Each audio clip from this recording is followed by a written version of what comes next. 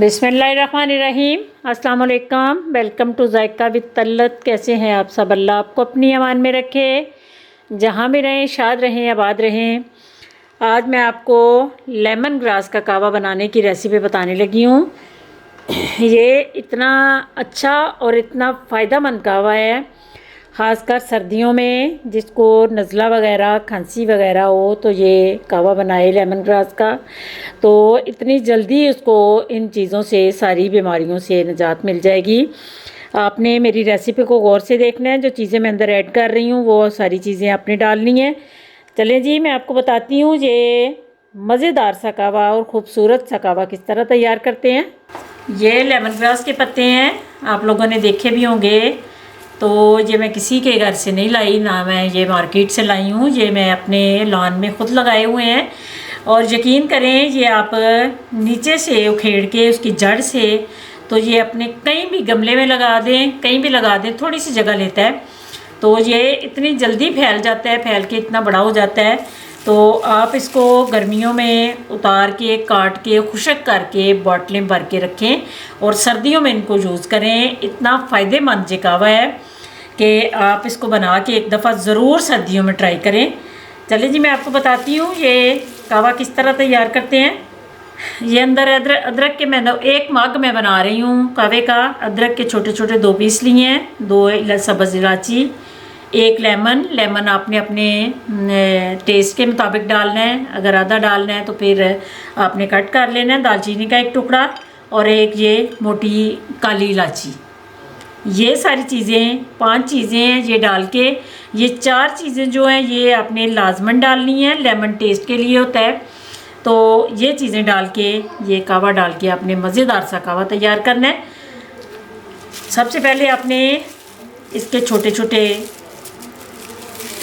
Piece कर लेने हैं, जो आपके सॉसपैन में पूरे आ जाएं। इसकी कटिंग कर लेनी है।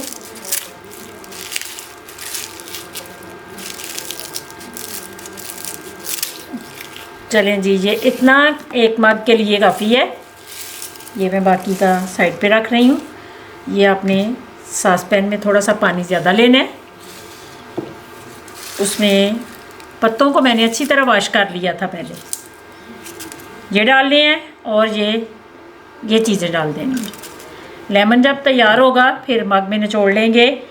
अब इसको मैं चूल्हे पे रखने लगी हूँ। तकरीबन 15 से 20 मिनट लो आंच पे मैं पकाऊंगी। तो फिर इसका कलर देखना कितना खूबसूरत आएगा और ये सारी चीज़ों को अच्छी तरह अंदर इनका टेस्ट भी आ जाए और इनका असर भी निकल जाए, तो फिर कावा तैयार होगा। मैं आपको चूल्हे पे दिखाती हूँ। ये 2 मग मैंने पानी डाला था। आपको ये नज़र आ रहा होना है सॉसपैन का जो जिधर तक पानी का निशान बना हुआ है।